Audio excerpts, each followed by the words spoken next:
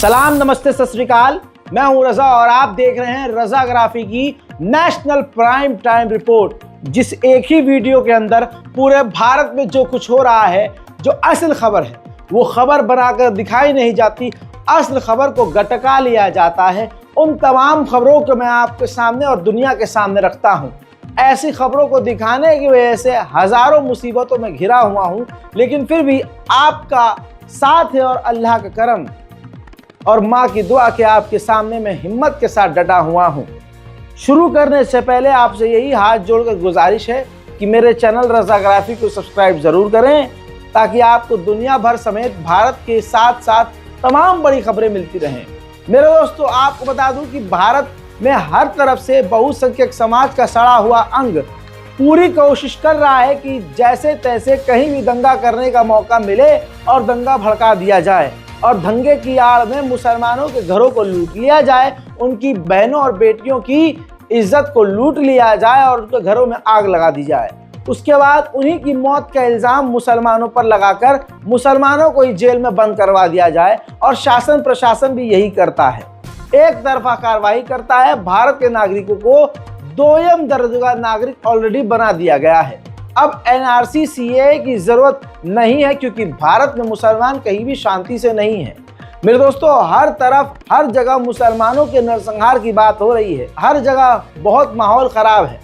हल्द्वानी, जी हाँ, हल्द्वानी, जहां पर आए दिन हिंदू समुदाय मुसलमानों के खिलाफ रैली निकाल रहा है, उस इलाके में ही, सेंसिटिव इलाके में ही गणेश विसर्जन के दौरान एक टेंट लगा हुआ था। उस टेंट में गणेश जी की वहां पर मूर्ति रखी हुई थी। लोग वहां हिंदू मौजूद थे।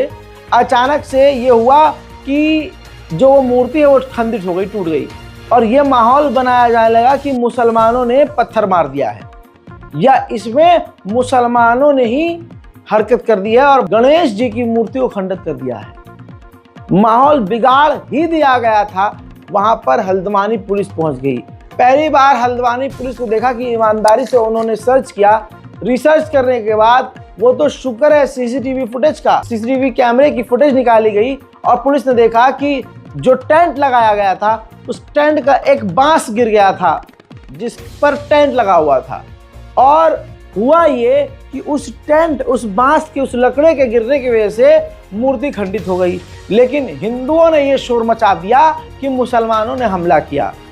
लेकिन ये तमाम चीज़ें सीसीटीवी फुटेज से क्लियर हो गई और फिर पुलिस ने हिंदू व्यक्ति जो ये दंगा फैलाने की कोशिश कर रहा था, सोनू कुमार यादव, उसको गिरफ्तार कर लिया, क्योंकि वो अपने सोशल मीडिया का इस्तेमाल करके एक फेक न्यूज़ बनाकर फैला भी चुका था कि मुसलमानों ने गणेश जी की मूर्ति पर हमला कर दिया। ऐसे ही अब जब खुलासा हो गया, हिंदू समुदाय का वो झूठा व्यक्ति गिरफ्तार हो गया। इस इंसिडेंट से ये समझ में आ गया कि पूरे भारत में मुसलमानों के ऊपर इल्ज़ाम इस तरह से लगा कर उनकी मॉब लिंचिंग की जा रही है, उनकी गिरफ्तारियां करवाई जा रही हैं। आपको यकीन नहीं है तो लीजिए पुलिस का बयान भी सुन लीजिए। तो इसमें त्वरित कार्रवाई करते हुए पुलिस ने इसमें जो अभियुक्त है जिसके द्वारा यह कार्य किया गया उसको गिरफ्तार कर लिया हमारी कस्टडी में, और इससे पूछताछ चल रही अभी और इसमें डिटेल्स चेक किए जा रहे हैं। इसके अलावा इस पूरे एरिया को पूरी जनता में अप्रोच था इस बात को लेकर, और सबलास उतना सीसीटीवी का वहाँ पर प्रेजेंस नहीं था, तो 3 सीसीटीवी से उस पूरे मंदिर प्रांगण को कवर किया जा रहा है, जिसका मॉनिटरिंग ग्रुप अपने सिटी कंट्रोल रूम में ले रहा है उसका एक्सेस। इसके साथ साथ उस पूरे एरिया को नो वेंडिंग जोन डिक्लेयर किया गया है। नगर निगम के थ्रू ये आश्वासन दिया गया कि उस पूरे एरिया को नो वेंडिंग जोन डिक्लेयर किया गया है।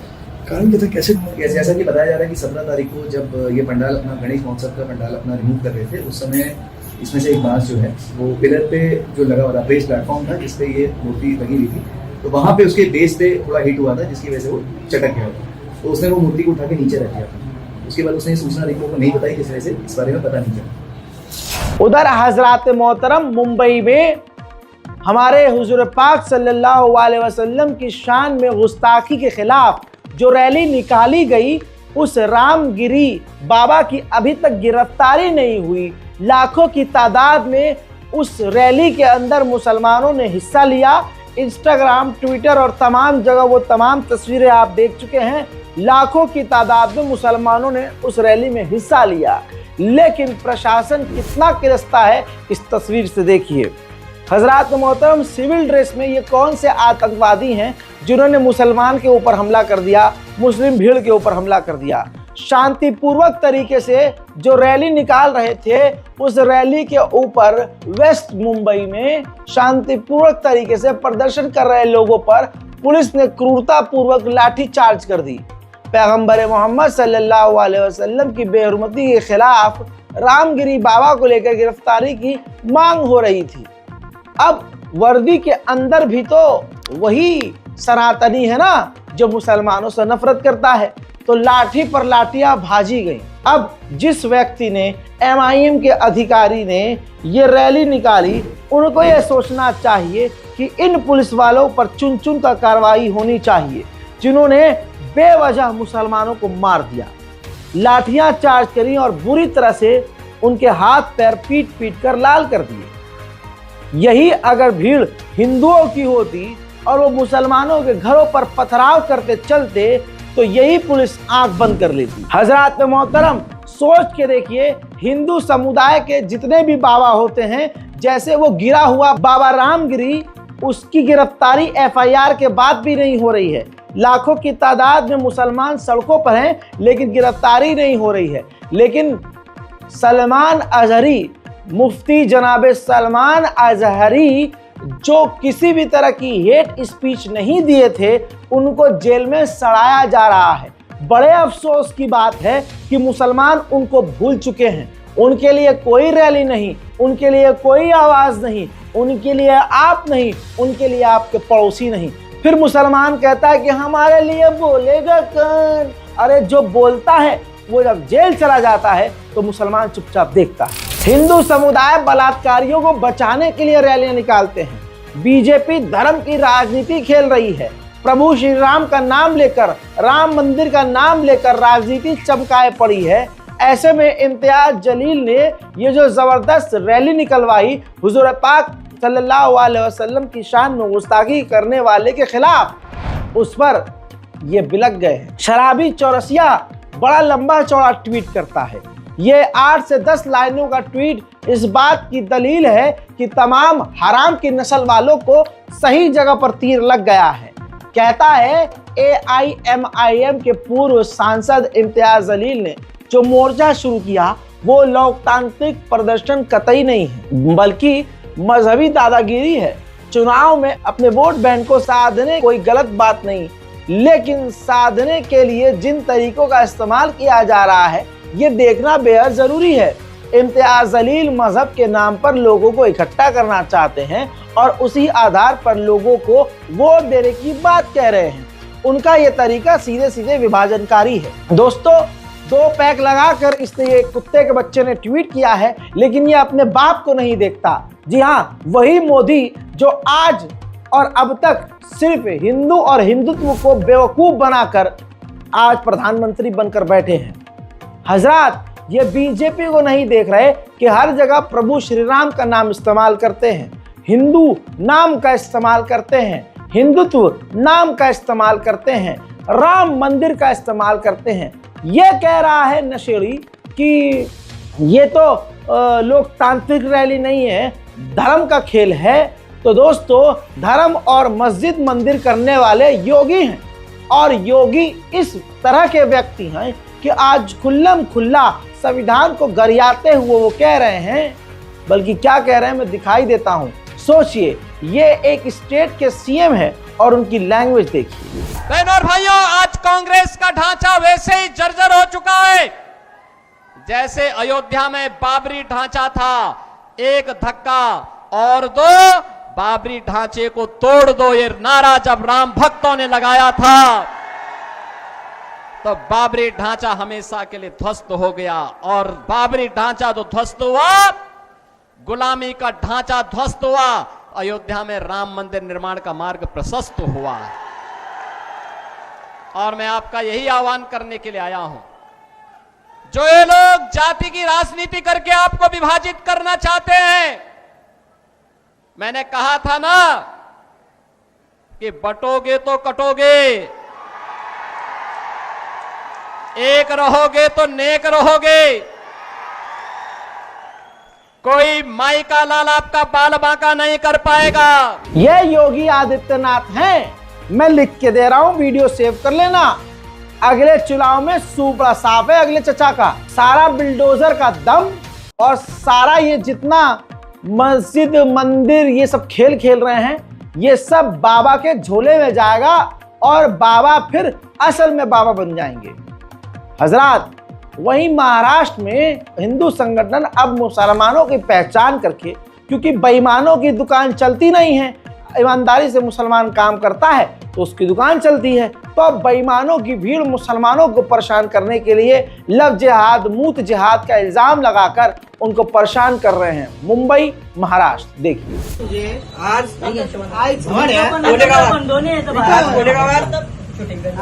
एक कॉमेडियन त्याचे काही आपले जसे मंडळ असतात त्याचे काहीतरी कमिट्या आहेत आणि या कमिट्या वाढवण्यासाठी हे कोलेगावाचे जेवढे मुसलमान आहेत तेवढे मुसलमानांची हे पावत्या पडून त्या मंडळामध्ये यांना सामील करतात आणि हेच लोक पुढे आता जसं ते बोलतो ना मूत्र जिहाद लव जिहाद वगैरे ऐकलेलं, पण पहिल्यांदा आता मूत्र जिहाद यांनी केलं।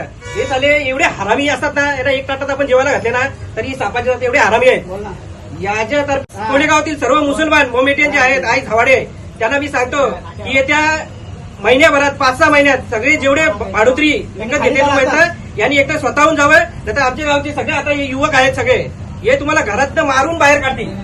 म्हणून सगळ्या मुसलमानांना माझं आव्हान आहे की लवकरात लवकर आपण कोलेगाव खाली करावा, नाहीतर आम्ही आता त्याला खाली करणार आहे एका महिन्यात। सगळ्या मुसलमानांना माझं आव्हान आहे आणि सगळ्यांना सांगतो जे मालक आहेत, जे रूमवाले गाववाले आमचे, त्यांना पण माझं आव्हान आहे, जर त्यांनी नाही केलं ना त्याची नंड्याची मत आमच्यात आहे, त्यांना कसं खाली करायचं ते आम्ही बघू। तो आज आए इसके बाद उधर प्रताप सिन्हा बीजेपी का पूर्व सांसद ये कहता हुआ पाया जा रहा है ऑन कैमरा कि अगर हिंदुओं ने पत्थर उठा लिया तो मुसलमान बचेगा नहीं। एक तरह से ये घटिया इंसान नरसंहार की सीधा सीधा बात कह रहा है। पहले बात सुनिए, फिर ये साबित करता हूं कि ये घटिया सोच वाले व्यक्ति कौन है। ಹಿನ್ನೆಲೆಯಲ್ಲಿ ನಾನು ಮುಸಲ್ಮಾನರಿಗೆ ಸ್ಪಷ್ಟವಾಗಿ ಎಚ್ಚರಿಕೆಯನ್ನು ಕೊಡಲಿಕ್ಕೆ ಬಯಸ್ತೀನಿ। ಮುಸಲ್ಮಾನರೇ, ನೀವು ನಿಮ್ಮನ್ನು ಎಲ್ಲರೂ ಒಟ್ಟಾಗಿ ಯಾಕೆ ಹೇಳ್ತಾ ಇದ್ದೀನಿ ಅಂತಂದ್ರೆ, ಮುಸಲ್ಮಾನ ಸಮಾಜದಲ್ಲಿರುವಂಥ ಪುಂಡರು ಗಲಭೆಕೋರರು ಯಾರಿದ್ದಾರೆ ಅವ್ರನ್ನ ಖಂಡಿಸುವಂಥ ಕೆಲಸವನ್ನ ಯಾವ ಮುಲ್ಲಾನು ಮಾಡ್ತಾ ಇಲ್ಲ, ಯಾವ ಇಮಾಮು ಮಾಡ್ತಾ ಇಲ್ಲ। ಅದಕ್ಕೋಸ್ಕರ ಇಡೀ ಸಮಾಜವನ್ನ ದೃಷ್ಟಿಯಲ್ಲಿ ಇಟ್ಕೊಂಡು ಗುರಿಯಾಗಿ ಇಟ್ಕೊಂಡು ಹೇಳ್ತಾ ಇದ್ದೀನಿ, ಮುಸಲ್ಮಾನರೇ ಹಿಂದೂಗಳನ್ನ ನೀವು ಅಂಡರ್ ಎಸ್ಟಿಮೇಟ್ ಮಾಡಕ್ ಹೋಗಬೇಡಿ। ನ್ಯೂಕ್ಲಿಯರ್ ಬಾಂಬ್ನ ಮಾಡಿರುವಂಥ ಹಿಂದೂಗಳಿಗೆ ಪೆಟ್ರೋಲ್ ಬಾಂಬ್ನ ಮಾಡೋದಕ್ಕೆ ಬರಲ್ಲ ಅಂತ ತಿಳ್ಕೊಳ್ಬೇಡಿ। ಬ್ಯಾಲಿಸ್ಟಿಕ್ ಮಿಸೈಲ್ಗಳನ್ನು ಮಾಡಿರುವಂಥ ಹಿಂದೂಗಳಿಗೆ ಕಲ್ಲನ್ನು ಬಿಸಾಡಕ್ಕೆ ಬರಲ್ಲ ಅಂತ ಅನ್ಕೊಳ್ಬೇಡಿ। ಅದೇ ರೀತಿಯಲ್ಲಿ ಜಗತ್ತಿನ ಸಾಫ್ಟ್ವೇರ್ ಇಂಡಸ್ಟ್ರಿಯನ್ನು ರನ್ ಮಾಡ್ತಿರೋ ಹಿಂದೂಗಳಿಗೆ ನಿಮ್ಮ ವಿರುದ್ಧ ಆಕ್ರಮಣ ಮಾಡಲಿಕ್ಕೆ ಕೈಗೊಂದು ಕಲ್ಲು ಎತ್ಕೊಳ್ಳೋಕೆ ಬರಲ್ಲ ಅಂತ ತಿಳ್ಕೊಳ್ಬೇಡಿ। ಅದೇ ರೀತಿಯಲ್ಲಿ ಇವತ್ತು ಚಂದ್ರನ ಮೇಲೆ ಸೌತ್ ಪೋಲ್ ಮೇಲೆ ನಮ್ಮ ನೌಕೆನ ಇಳಿಸಿದ್ವಿ, ನೀವಿನ್ನು ಚಂದ್ರನ ಆರಾಧನೆ ಮಾಡ್ತಿದ್ವಿ, ಆ ಚಂದ್ರನ ಮೇಲೆ ನಮ್ಮ ನೌಕೆನ ಇಳಿಸಿರುವಂತಾರೆ ನಾವು। ನಮಗೆ ಈ ಗುಜರಿಗಳು ಟಾಂಗಾಗಳು ಇವರು ಮಾಡುವಂತಹ ಈ ಪೆಟ್ರೋಲ್ ಬಾಂಬ್ ಮಾಡಕ್ ಬರಲ್ಲ ಹಿಂದೂಗಳಿಗೆ ಅಂತ ಅನ್ಕೊಳಕ್ ಹೋಗ್ಬೇಡಿ। ನಮಗೆ ನ್ಯೂಕ್ಲಿಯರ್ ಬಾಂಬ್ ಮಾಡಿರೋರಿಗೆ ಈ ಗುಜರಿ ಟಾಂಗಾಗಳು ಮಾಡೋ ಕೆಲಸ ನಮಗೂ ಬರುತ್ತೆ। हजरात, ये आतंकवादी हैं, गुंडे हैं, मवाली हैं, ये हमारा आपका क्या, ये गधे का पेशाब तक नहीं है। ये इसलिए बोल रहे हैं क्योंकि बीजेपी योगी और अमित शाह बैठे हुए हैं। आपको क्या लगता है कि हिंदू समुदाय के लोग बीजेपी का बटन क्यों दबा रहे हैं? न नौकरी मिल रही है, न रोजगार मिल रहा है, न शिक्षा मिल रही है, न कोई भविष्य मिल रहा है, न सुकून मिल रहा है, न 15 लाख मिल रहे हैं, न सिलेंडर फ्री मिल रहा है, न बिजली फ्री मिल रही है, न कुछ सस्ता हो रहा है, न देश में पूरे कहीं सुकून है, न अमन है, न शांति है। लेकिन तमाम चीज़ों के बावजूद हमारे हिंदू भाई बीजेपी का बटन इसलिए दबाते हैं, कमल का बटन इसलिए दबाते हैं क्योंकि उनको बताया जा रहा है कि देखो मुसलमानों की चूड़ी टाइट तो बाबा ही करता है, मुसलमानों की चूड़ी टाइट मोदी ही करते हैं। बताया जाता है, ये हिंदुओं को समझा दिया गया है इशारों में कि तुम सिर्फ बीजेपी को जिताओ, इसके बदले मुसलमानों को हम परेशान तुम्हें करने देंगे, हम खुद मुसलमानों को परेशान करेंगे, हम इनको वोट देने नहीं देंगे, हम इनको दोयम दर्जे का नागरिक बना देंगे। सिर्फ इस बिना पर बहुसंख्यक समाज लगातार बीजेपी को जिता रहा है। ये नफरत की राजनीति है, खौफनाक राजनीति है। लेकिन अपने तमाम हिंदू भाइयों से कहूँगा, ऐसा पाप मत करो कि अपने आप को तुम माफ न कर सको। आने वाले समय में आपको एहसास होगा कि आपने नफरत का पाला पकड़कर गलत किया था। मेरे दोस्तों, इस नेता ने, जो बीजेपी का नेता है, जो अगड़म सगड़म बच रहा था कि हिंदू पत्थर उठा लेगा तो ये हो जाएगा वो हो जाएगा। मेरी बात सुन भाई, तू जो भी है, जिस भी खेत की मूली है, इस बात को कान खोल के ध्यान से सुन ले भैया। ये तूने अपने बयान से साबित कर दिया कि हिंदू अगर पत्थर उठाएगा तो मुसलमान बचेगा नहीं। साबित कर दिया कि पत्थरबाज कौन है। तुमने साबित कर दिया कि आतंकी कौन है। तुमने साबित कर दिया कि डरपोक कौन है। मुत जिहाद की बात हो रही है कि मुसलमान मुत जिहाद करते हैं। यही तो मुसलमानों का दम है कि मुसलमान कोई जिहाद नहीं करता, लेकिन तुम्हारे अंदर जिहाद का खौफ है। यही तो मुसलमानों का डर है तुम्हारे अंदर कि मुसलमान मूत भी देता है तो तुमको लगता है अरे ये तो मूत जिहाद है। आहा, ओहो। हंसने की बात एक तरफ, कमाल की बात है मुसलमानों, तुम मूतते भी हो तो इनको लगता है कि यह मूत जिहाद है। तुम थूक भी दो तो इनको लगता है ये थूक जिहाद है। अरे मेरे दोस्तों, इनके मुंह पे पाद भी दो तो इनको लगेगा पाद जिहाद। जो काम बीजेपी कर रही है वो तो नफरत की, लेकिन बीजेपी के दूसरे जो पहलू है वो है राहुल गांधी। पूरे इलाके में, पूरे देश भर में उन्होंने पैदल चल चल कर जूता घिसा और कहा कि मोहब्बत की दुकान। मैं भाइयों बहनों, मैं मोहब्बत की दुकान खोल रहा हूं। ये बीजेपी ये नफरत फैला रही है। अबे तुम क्या कर रहे हो चाचा, तुम क्या कर रहे हो? हजरात, ये कांग्रेस भी आपको बेवकूफ बना रही है।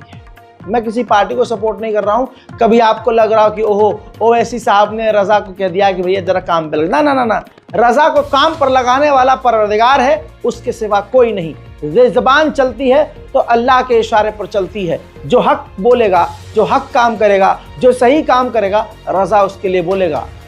जो गलत काम करेगा, चाहे वो MIM का हो, कांग्रेस का हो और ऑफ कोर्स जो बीजेपी का हो, मैं आपको बोलूँगा, आपको दिखाऊंगा, आपको बताऊंगा।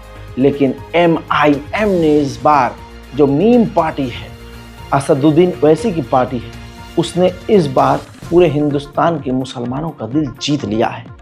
जहां मुसलमानों की आंख तड़प रही है कि हमें कोई तो आए बचाने, वहां जहां कोई नहीं पहुंचता, MIM पहुंच रही है। हिमाचल प्रदेश की संजौली मस्जिद पर जो विवाद था कि ये 5 मंजिल है, ये 4 मंजिल है, ये विवादित है, इसको खंडित करना होगा, बिल्डोजर चलाना होगा, वहाँ पर कौन मुसलमान पहुँचा, वहाँ कौन सा नेता पहुँचा? वहाँ MIM पहुँचा। MIM के डॉक्टर शोएब जमाई पहुँचे। उन्होंने उस मस्जिद पर पहुँचने के बाद जो जायज़ा लिया, उसके बाद चप्पल उठाकर जो जहरीले लोगों के मुंह पर मारा है, चप्पल उठाकर उनके मुंह पर थूक दिया है। मारा नहीं है, चप्पल उठाई और थूक दिया। अलग ही स्टाइल है यार MIM का। दिखाता ये हाथ है, मारता ये लात है। ये है MIM। इसको कहते हैं असदुद्दीन ओवैसी की पार्टी।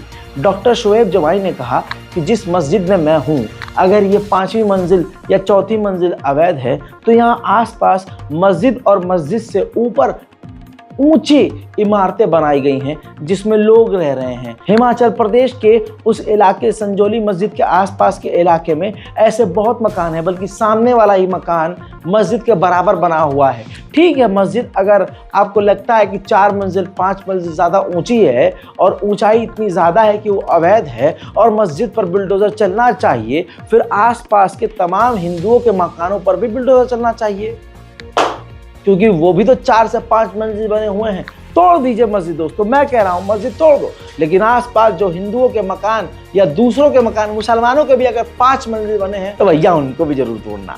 देखिए, अच्छा आप देखिए, जितनी हाइट पे ये मस्जिद है, लगभग उसी हाइट पे ये दूसरी भी बिल्डिंग है। ये आप देख सकते हैं, उधर दिखाई, इधर जितनी हाइट पे ये मस्जिद की बिल्डिंग है, उतनी हाइट पे ये दूसरी भी बिल्डिंग है। वो आप झंडा लगा हुआ देख, आप बताइए, उससे ज्यादा हाइट है। तो अगर ये इलीगल है कंस्ट्रक्शन, तो फिर बाकी लीगल कैसे हो जाएगा? ये कमाल की बात। तो इसलिए लीगलिटी और इलीगलिटी का पैमाना जो है तय करना पड़ेगा, और ये कोर्ट तय करेगी, लोग नहीं तय करेंगे। अगर लीगलिटी और इलीगलिटी का पैमाना ऐसे तय किया जाएगा तो फिर 7,000 जो चिन्हित है, फिर उसका क्या करेंगे? इसलिए PIL हम डालेंगे इंशाल्लाह, हिमाचल हाईकोर्ट में डालेंगे, और ये जानेंगे कि भाई बाकी जगह जो डिमार्केशन किया हुआ है उन्होंने, उस पर क्यों नहीं आपकी नज़र, उसी मस्जिद पे क्यों नज़र देते?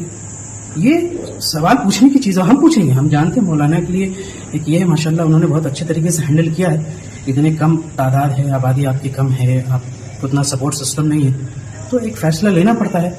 सरपसंद ताकतें यहाँ से आवाज़ उठा रही है सब जगह, वो हम समझते हैं और मुल्क के मुसलमानों को भी समझ लें, लेकिन हम दिल्ली वालों की ये जिम्मेदारी बनती है कि उनको सपोर्ट करें और हम पूरी तरीके से सपोर्ट करें। और दिखाइए यहाँ पे जो है मौलाना के साथ भी हमने बात की, अभी वक्फ बोर्ड के साथियों के साथ भी बातचीत कर रहे हैं कि हम इस पर PIL डालेंगे और हम हाईकोर्ट में PIL डालेंगे कि भाई ये अगर मस्जिद की आप इसको इलीगल कंस्ट्रक्शन कह रहे हैं ऊपर में, तो बाकी जितनी भी यहाँ से जो 4-4.5 मंजिल के ऊपर बनी हुई वो इलीगल क्यों नहीं है? उसमें बहुत सारे घर हैं। मेरे दोस्तों, वहां उसी जगह हिमाचल प्रदेश में रैली पर रैली निकालकर मुसलमानों को गालियां बकी जा रही हैं। सुनिए, मुझे नारे सुनाने नहीं थे, लेकिन मजबूरी में सुना रहा हूं।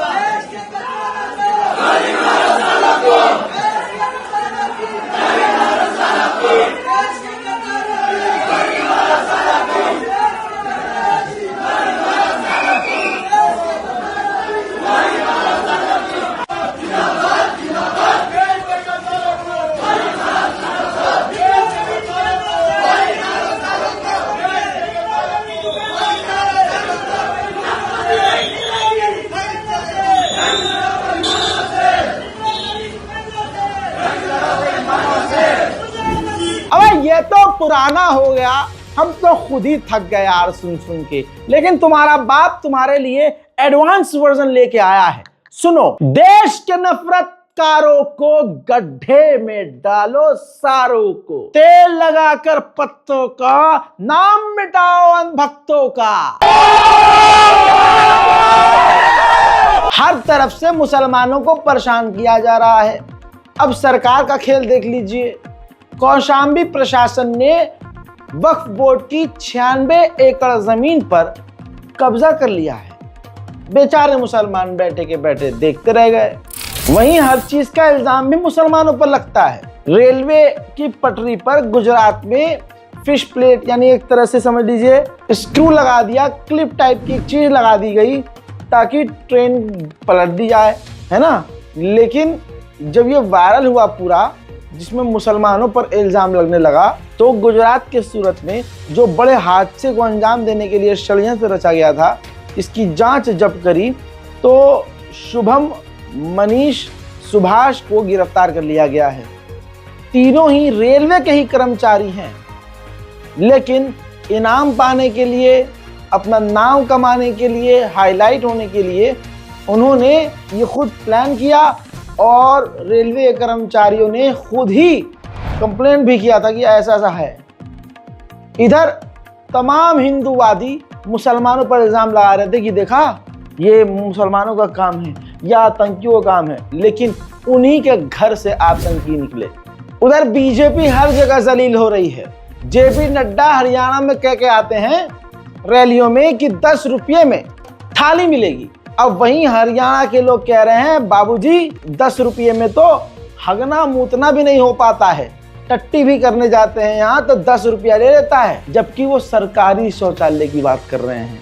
सरकारी शौचालय में हगने के लिए 10 रुपया देना पड़ता है और JP नड्डा कह के यहाँ है कि 10 रुपये में थाली मिलती है। पानी का, लैट्रिन का समस्या यहाँ बहुत ज्यादा। पानी आता है सुबह में थोड़ा 1-2 घंटा, शाम को नहाते कहाँ नहाएंगे, कहाँ काम करेंगे बताइए। नड्डा रो तक मैं कूद रहा था परसों, कहाँ 10 रुपए की थाली, कहाँ मंडी में तो जाम, किसके अलावा जाम 10 रुपए की थाली मिलेगी। अच्छा, तो यहाँ कितने की मिल रही है? कहाँ हो रहा है तो जाम, पानी का भी तो जाम नहीं हो रहा है, रोटी का ही नहीं, खाना तो ही नहीं। जो सरकारी शौचालय है उसमें पैसे लेके जा, कहता है पैसे दो फिर जाओ। अच्छा, कितना पैसे लेता है? 10 रुपया। मुसलमानों को दोयम दर्जे का नागरिक बना दिया गया है। साथ ही अब उनके चुनाव की लिस्ट से उनके नाम हटाए जा रहे हैं। उत्तर प्रदेश में हजारों मुसलमानों के साथ ये हो रहा है। वोटर लिस्ट से उनका नाम गायब कर दिया गया है। इन चचा को देखिए, बोर्ड लेकर प्रदर्शन कर रहे हैं कि मैं जिंदा हूं और मेरा नाम वोटर लिस्ट से हटा दिया गया है। मैं जिंदा हूं, फिर भी मेरा वोट काटा जा रहा है। इस वीडियो को माननीय अखिलेश यादव ने भी शेयर किया है और उनका भी यही कहना है कि सरकार मुसलमानों का वोटर लिस्ट से नाम काट रही है। हर चीज़ में इल्ज़ाम मुसलमानों पर। दिल्ली के शकरपुर में एक यूपीएससी की तैयारी करने वाली लड़की जो किराए पर रह रही थी, वो कुछ दिन के लिए अपने गांव चली गई और चाबी मकान मालिक को दे गई।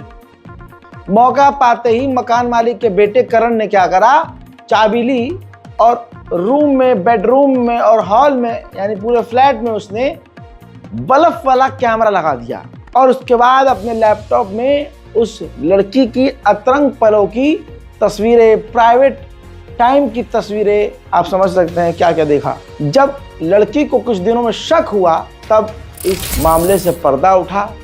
ये देखिए, करण गिरफ्तार हो चुका है। जो हिंदू बेटियां बहुसंख्यक समाज को अपना समझ के आंख बंद करके किराए पर रह रही हैं और उनके साथ मिलकर मुसलमानों को गालियां बक रही हैं, थोड़ा सा समझदार बने, क्योंकि दिखाया जा रहा है कि मुसलमान आतंकी और गंदे हैं, लेकिन दिखाने वाला ही गंदा है, दिखाने वाला और ये कहने वाला खुद आतंकी है। अब मेरे दोस्तों, इस पूरे मामले में पुलिस ने भी बयान दिया है, सुन लीजिए, सबूत है। कल हमें एक लेडी की कंप्लेंट मिली थी कि वो शकरपुर में एक मकान में किराए पर रहती है और उनको अपने कमरे में एक स्पाई कैमरा मिला था। इमीडिएटली पुलिस जब मौके पर पहुंची और फैक्ट्स हमने वेरीफाई किए तो आईओ और उनके जो साथी थे उनको पता चला कि उस लेडी के कमरे में 2 जगह पे स्पाई कैमराज इंस्टॉल थे, एक बाथरूम में और एक बेडरूम में। लेडी से पूछताछ करने में पता चला कि मकान मालिक के जो बेटे हैं वो फ्रिक्वेंटली उनके कमरे में मेंटेनेंस वगैरह को लेकर आते जाते रहते थे उनके पीछे से, और कई बार आते जाते इमरजेंसी में अपने कमरे की चाबी वो उन मकान मालिक के बेटे के पास ही छोड़कर जाती थी, जो कि उनके काफ़ी ट्रस्टेड थे। तो उनकी इन्फॉर्मेशन के बेसिस पे हमने मकान मालिक के बेटे करण को पकड़ा और उनको इंटरोगेट किया। इंटरोगेशन में करण ने कन्फेस किया कि जब ये लेडी 3 महीने पहले अपने घर गई थी, उस टाइम पे मौके का फ़ायदा उठाकर करण ने 3 स्पाई कैमरास परचेज किए थे, जिसमें से 2 उन्होंने उस लेडी के अपार्टमेंट में इंस्टॉल कर दिए थे, एक बेडरूम में और एक बाथरूम में। और उस कैमरा के मेमोरी कार्ड को निकालने के लिए कई बार वो उस लेडी के कमरे में आते जाते रहते थे। लेडी के शक के आधार पर और करण के कन्फेशन के बेसिस पे हमने करण को अरेस्ट कर लिया और इस केस को वर्कआउट कर लिया। हजरात मोहतरम, मुझे और बताने की ज़रूरत नहीं है कि देश में गंदा कौन है, अच्छा कौन है। इल्ज़ाम मुसलमानों पर लगाया जा रहा है या किसी और पर, सच सामने है। इस रिपोर्ट को शेयर कीजिए, चैनल को सब्सक्राइब कीजिए और दुनिया की तमाम दूसरी बड़ी खबरों के लिए हमारे दूसरे चैनल रज़ाग्राफी अनस्क्रिप्टेड पर जाइए। तमाम अपडेट आपको वहाँ भी मिलेंगे। मैं हूँ रज़ा और आप देख रहे थे रज़ाग्राफी। जय हिंद।